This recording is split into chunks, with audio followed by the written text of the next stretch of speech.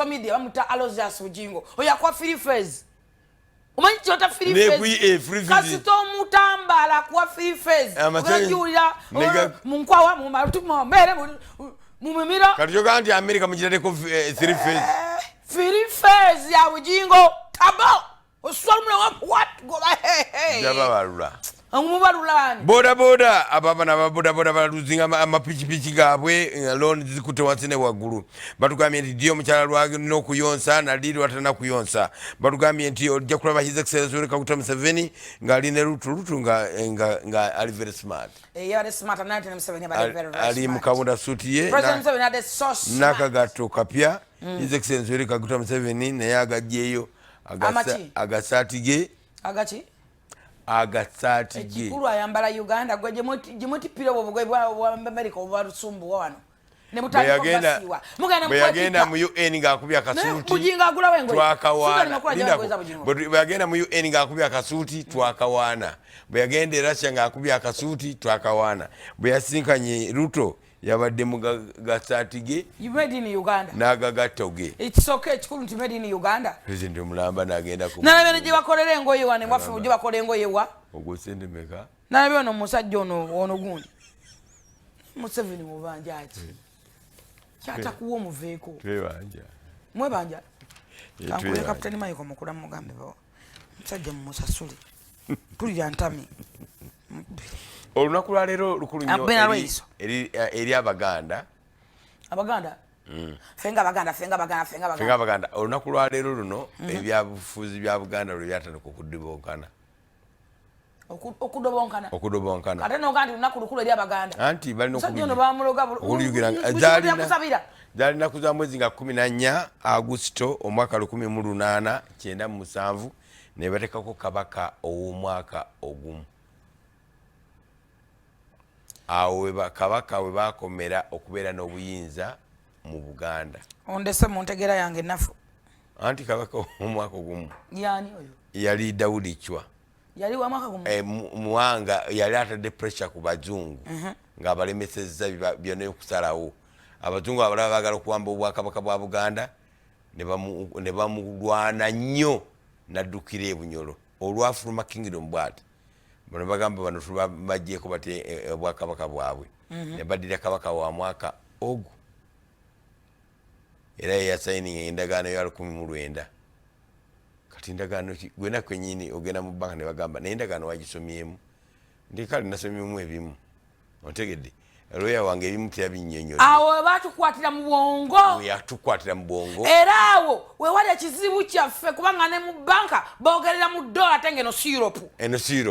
naye olaba nti banka ensi yonna neva ku ntambula nga bakabaka bali bajagala etambule netandika kutambula nga abazungu bwe bali bagala etambule era nga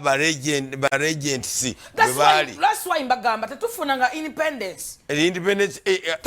okutereeza ebyafaayo byaffe tulina kudda mu ndagaano ya 19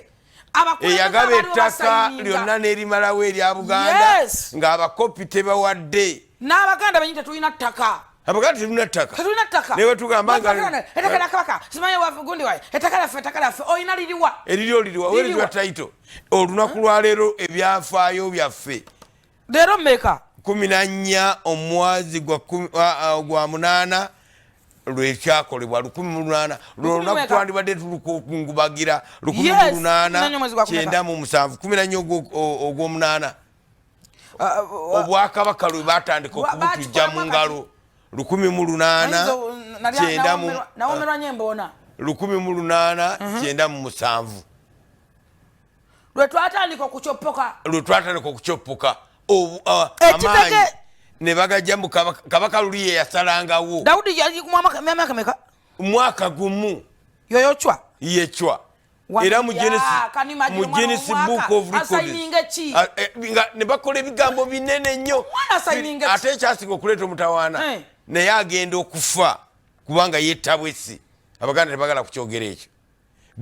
yatandika okutegeera nga bamugamba kino gwe wakiteekako wakisayininga kino gwe wakikkiriza ng'alaba kingdom ye tekyaliwo n'agamba kiki kino yettabwesi and unfortunately netufuna kabaka omulala nga wa myaka naye 15 Mutesa we yatandikira ofuga naye yali kid yali baby tomuvuga speed sinza ategeere nnyo oneye obote gwe yawangangusa yatandika ofuga gwe mwana yamu olukwe mu Abaganda yali ani ye Mutesa yakolimira Buganda yatandika ofuga nga wa myaka 15 yali Mutesa yoyo gwe mwana yamu olukwe nnyo n'abakolimira n'agamba nti Abaganda temulifuga Uganda alikomyawo Obuganda aliba mu Westana mwakolimirwa tugezezza yali kabaka Mwanga ye yadduka gwe n'agenda neyegatta ku Bunyolo ontegedde n'abatandika okulwanyisa abazungu ne bamuwaŋŋangusa ne bamutwala ebusisiri neyo musisiri mu bizinga eyo bagamba naye Abaganda bamuttirayo buttizi bino abantu tebabyogerako ninakyaza wano namukadde mu ngulu ey'obukulu lumu nja mukomyawo n'abitotola yes nofa ensonyi waliwo okuswala bamutirayo buttizi waliwo okuswala kabaka wa mwaka gumu decision zonna ezikyusa buga ono mwana yajjako ye nga wa myaka emeka oba lwaki oyo ondooza n'abatalo bali nkyawa nze muyita nnyo omwana omuvuko kuba yali mwana yali ye wa myaka 3 oba lwaki muyita omuntu for a very long time ye yali wa 3 years mu Guinness Book of Records youngest monarch yali kabaka Mwanga nga gwe bateekamu yali asinze okula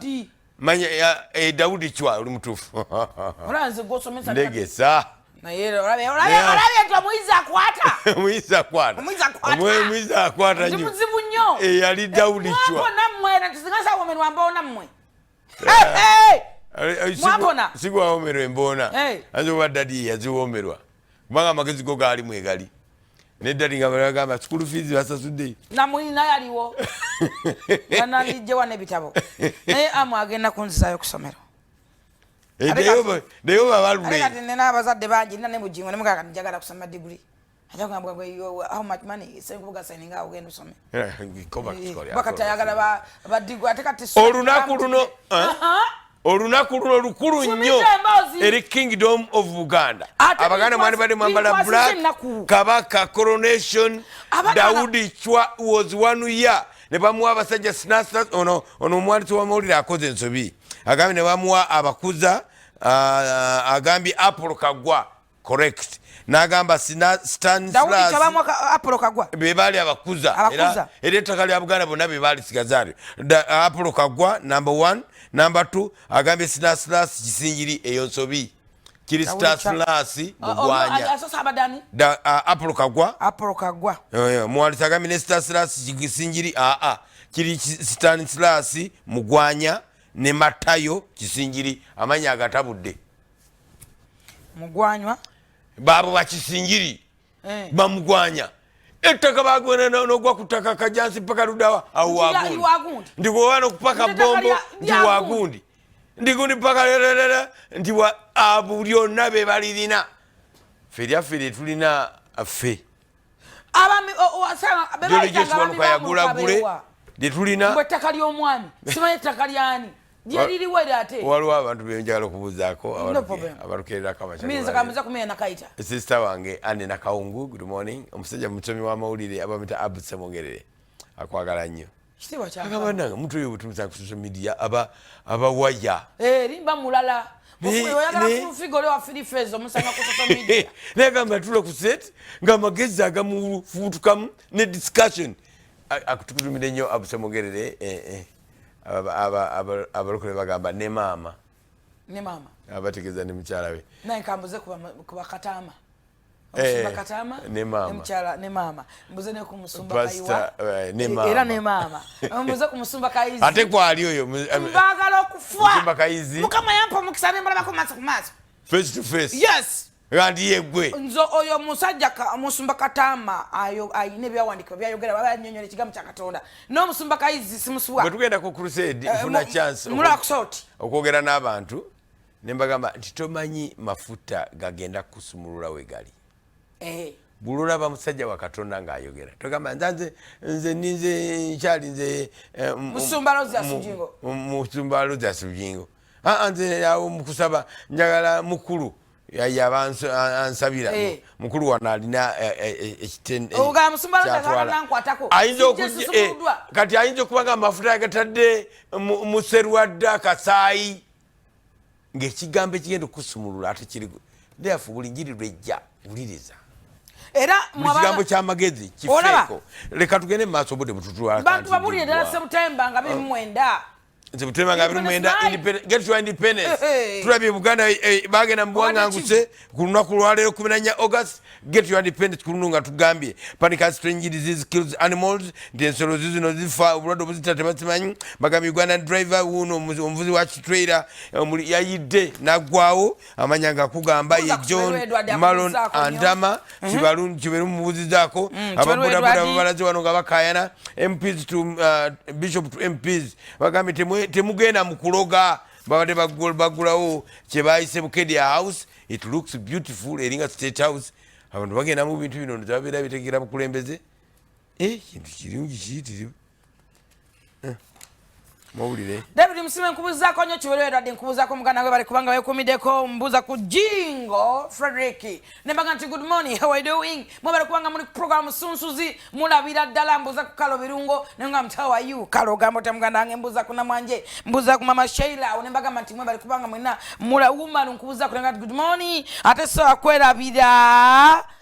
Koja Yobo nenga mati olota munange obale kubanga oli program Omusunsuzi okubanga nawe oyaga tukusunsulira ensonga ebita ekiro amawulire waggulu wa amawulire nga mangi ogenda bawa gali oleke galiwa tukomawo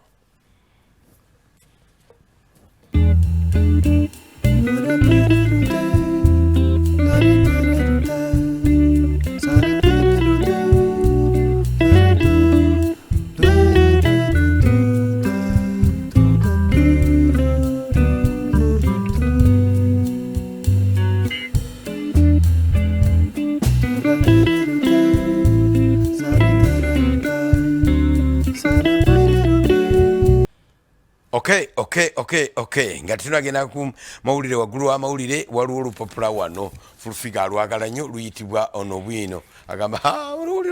agamba nti no olutalo okujja Jjajja ku bbaloti olutalo okujja Jjajja ebyama ku bantu Museveni basinga okutya lwaki muhoozi awadde Putin essimu ze ababoda batadde security ku bunkenke ojja kubanga obisemako muhoozi yawadde Putin essimu ze okiyita ekyakusaaga ekyo mubeereeyo ku malwaliro nagamba mpa ku nnamba yaawo mpa ku ssimu yo nawe noddamu nabalala njakuwa namba essimu yo gindekere kati ono yamuwadde essimu ze ojja kubanga mutegeera ebya World Bank ne Museveni buli mu Putin n'okulabula kwa Bush baagala ennyonyi toilet za Museveni ne benza Speaker Mongo zitundibwe ojja kubanga obisemako mpolampola eŋŋombi n'okwesiga ebitogi mu kulonda ow'ennamirembe tetujja kulumbawo naye batabuse ku Canon Banja owaluwalira birimu ettaka ebizimbe ebyobulabirizi ne ssente za kabbo tugamba ite tujja kubanga tutunulayo tugamba olutalo olw'okufuula abantu ebyuma ojja kubanga olutemako musajja wa Trump ayambadde mask akube Biden amasasi bapresident abazze battibwa Putin ajjeeyo Jjajja wa Mamba ojja kubanga obitunula mpolampola mu lupapula luno oluyitibwa ono ye bwino ojja kubanga olusoma ku lutalo luno olutalo olw'okujja Jjajja ku bbaloti nalukugambye dda olusome olutegere peegi ziringa 2 namba ng'osoma ku kintu ekyo otokomye katinko ku Putin tugenda kukunyiga batujjeko akajanja batujjeko akamanyiiro mutujjeko akajanja n'akamanyiiro omutwe ngusomye bubi kangusome nga bwegwanda okubeera bw'otokomye katinko ku Putin tugenda kukunyiga otuuliremu ebyabaddewo nga America eragira World Bank okumma Uganda bagende banyige bajjajja baabwe kawulire kano tebajja kutumanyiira ama kiberuwerwa ddi nkubuzaako nnyo sala akiiki agamba kwalilawule wali ku takisi kusala marodi agamba nti lwekyoke Uganda weebereremu ng'enjogera ya leero tereera teweesulika manya abantu abamu muyiwa endusu nga bwe batabagema tereera omuntu okubongoota ng'otunula iwayo loko bumu bere bulungi naye nga amaze kuba century bagamba nti pooti ziri ku mitwalo 5 genda mu century owone obupangisa ate ekyenjawo kye ne bazuddeko kye balanga kye batunda kye balanga kye bayina nolwekyo genda mu century ofune poloti ku mitwalo 5 gokka nyongera okubuuzaako ne ngamba nti ndi wano ndi ne Newman Chiefs Kagonja ne Zakaria nkatwa ya Zakaria kavuma agambye nti omusajja ali Zakaria Kisingiri kavuma ekabowa bwatu bwagambye era ali online ngabo kitegera yeah is a Ugandan alina update so yes era nona agambye mire nakati agambye kitufu kwendi nnyo oyo muwala wa Museveni anengedde atya akumanyi ndio tukerera ko mwagala nnyo nakaita mwagala nnyo nyana gena mulambuleko kubanga mwagala nnyo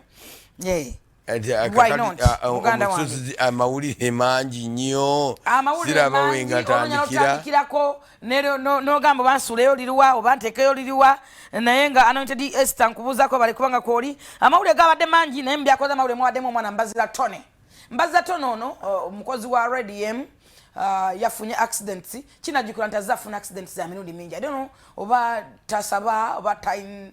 Katonda we kiki oba waliwo abamuli obubi manye ebyo bena bena otandika birowooza kubanga yakava mu accident recently ate kati era emuzeemu yadde ku Masaka Road nga ne Aida Mugondo zadde agendako waka kuba bana b'e Masaka Mbazira Tone akola ne Suna Ben bebakuba ebyo bibayita ebinyanyanyanya akakantu muganda waffe wali ku Suchi enansa naaho kojja kamuwomero kamala kojja mtebi nkubuzaako nnyo naye nga ntogamba otya kojja ab'emmamba abo mbaagala okamala ba mama Fina bannamutebi abo mbaagala okufa obufi nkubuzaako kojja naye ngamba nti ndabira Mr Patrick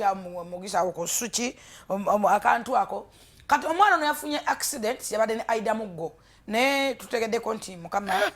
amawulire Aida naye ekiri kyogambye nti waliko amuwala n'abakiki bangambe ndi badijje bekolola bamuli bubi tewali amuli bubi yeyeri obubi nze byo byandokola emyaka egyo gituma egyo emyaka givumula okola ebintu bingi nnyo ne Katonda n'akuyisaamu nga n'emmotoka tevuddeko mupiira nga tokuza anti wulira n'abikuyisaamu nga tofudde takuyisaamu tolwadde nogamba there must be a God behind this otegedde ate akukuuma for a purpose wafunye ka Newman Newman ate nakuyisaamu for what Katonda n'akuyisa mu bizibu bingi nnyo ontegedde wena aweza okutunula nogamba na surviving anti twatambulanga kiro kati nga mmwe ba eagles mwatambulanga kiro ne mutagwa mu babbi ne mutagwa mu batemu ate ng'erinnya lyaliwo nga bamanyi ssente muzikoze nze ne byenjijukira mu eagles saafuna mukisa guyimba mu eagles kuba saayina kabira kapaapala saayimbamu naye ebyejjukira bingi naye nga Yesu abikuyisiza ne byennabuuka okuba nga nkyali mulamu kitibwa kya Mukama tugenda kubanga tumulamu katono bwe tudda bingi amawulire waggulu amawulire tovaawo tudda